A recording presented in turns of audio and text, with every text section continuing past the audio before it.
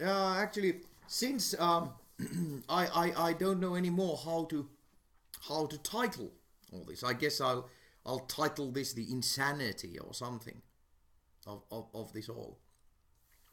But I might even continue with my previous ranting with the fact that now, firstly, philosophically, I don't think that communism can ever work. I think it's too idealistic. It wants people to be less greedy than they are. So again, I don't believe that communism can work, but I do have to say that we've never had a working communist country. Again, I should study the subject more to say whether any of the so-called communistic countries had actually enough communistic, I don't know, elements in place and working to actually make them communist. It's easy to call them communist and then cut them off, which was what I was about to say, or I forgot to say in part one. I don't see how we would ever have had a reasonable experience or experiment with communism, because all the other countries are pretty much aristocracies. It can be the old type of French aristocracy or the modern neoliberal business aristocracy. Anyway, aristocracies. So they're against something like communism, anything too social, and they of course from day one they're gonna try and destroy that country and that government by any means possible, which of course really doesn't give the communistic system any, which I personally don't think that would work. But it also, what I'm saying is that it's never has been given any real chance. Just philosophically, had to say that. But then, the reason why I didn't really sleep well last night and why I'm feeling very queasy. It's unfortunately everything is it always it has to be connected with the Chelsea Manning country. I mean that's simply, and it's because of this because of now Donny Tiny Hands and his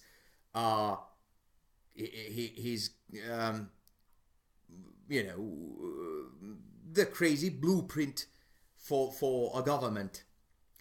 Suddenly torture is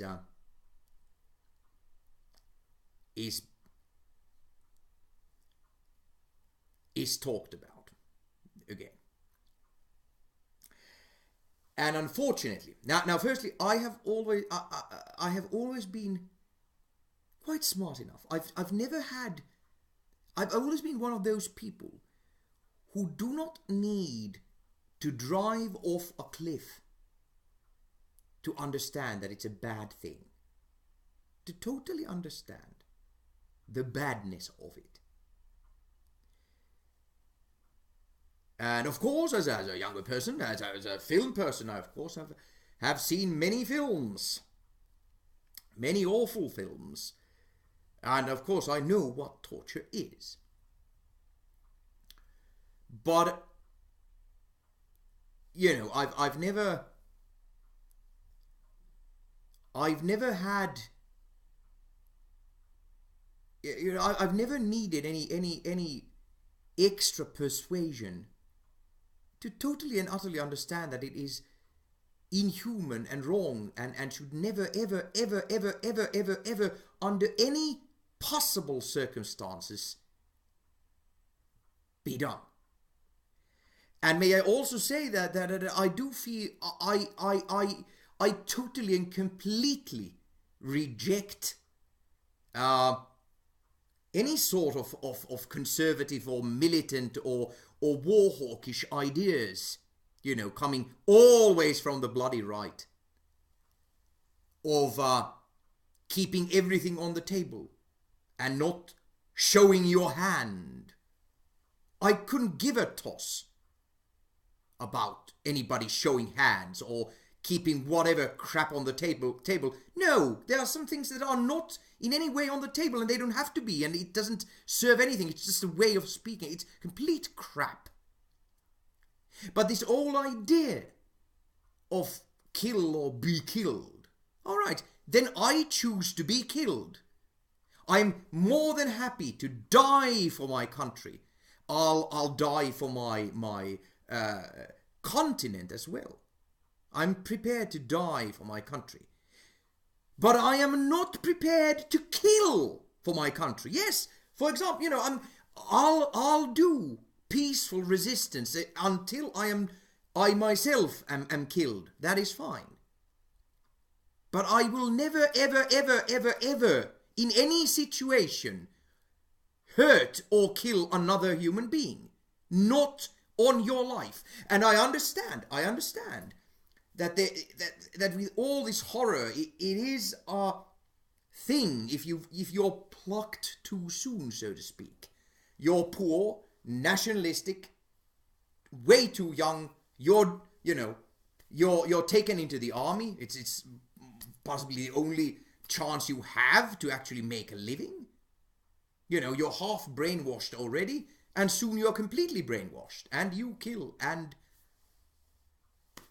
now it seems you torture as well.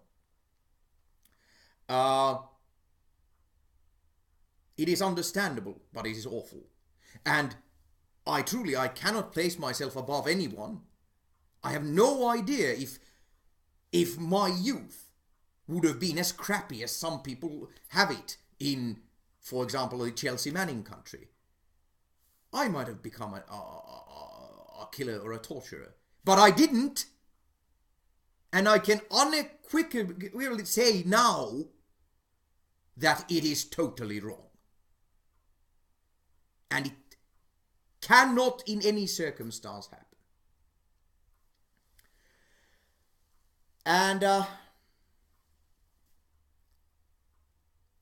And I hate the logic of survival of the fittest, kill or be killed and so on. I don't give a toss.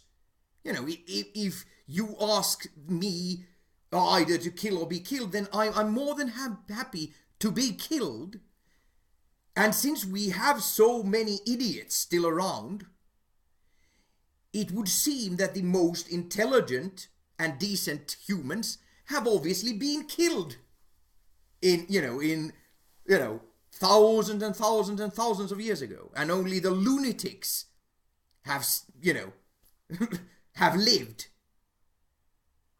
And there must have been some lunatics less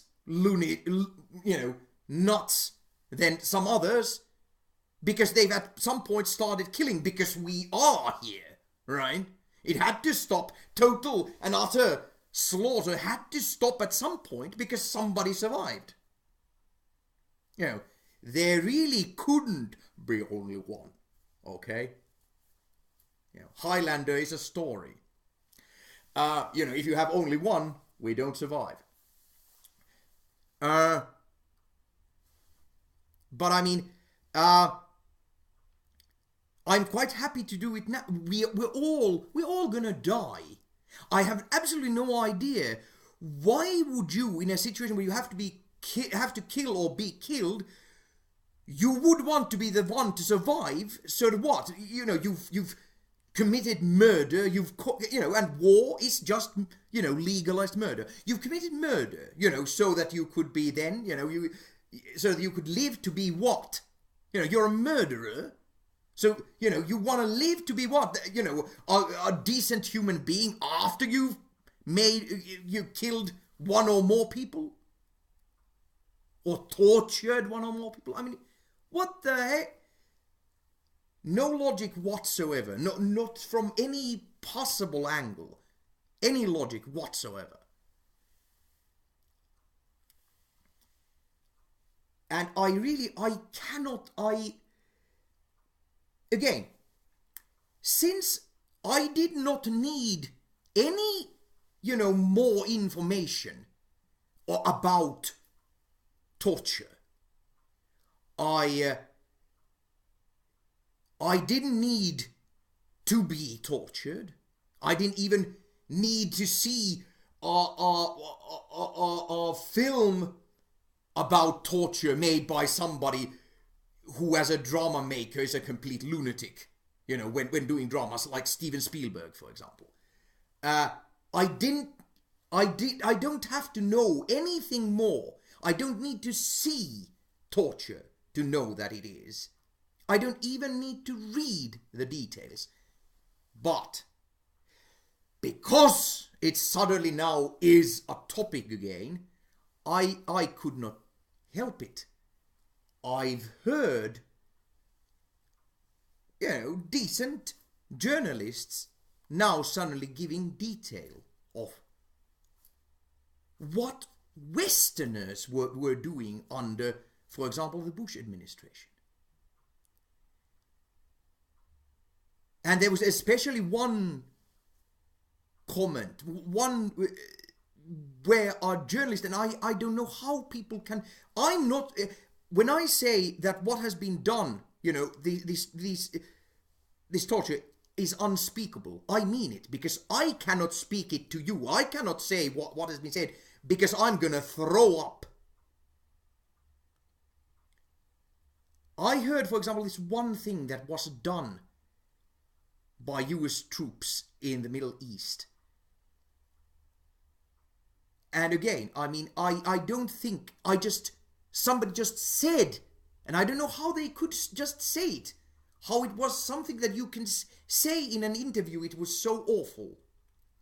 But anyway, I felt physically sick ever since, lost my night's sleep, and I'm never ever going to recover simply from the fact that I had to hear it. And so much of this stuff, what the Western troops have done to the people in the Middle East, so much of this stuff is so completely and utterly unforgivable that it cannot be forgiven in any way. The people who've done it, there's no way that they can be called decent human beings ever in any situation. There's no way they can reconcile what they've done. And when you add that to the fact that it was totally everything again based on a lie and had no point. Again, I cannot find any retribution again for mankind. I cannot. Again, it's a failure from us all that this has been allowed to happen.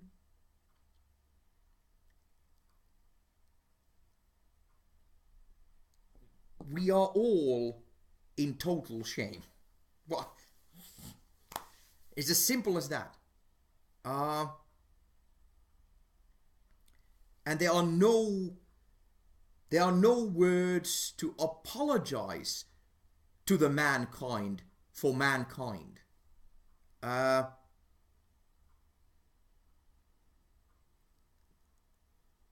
It is unbelievable. It just simply is. It's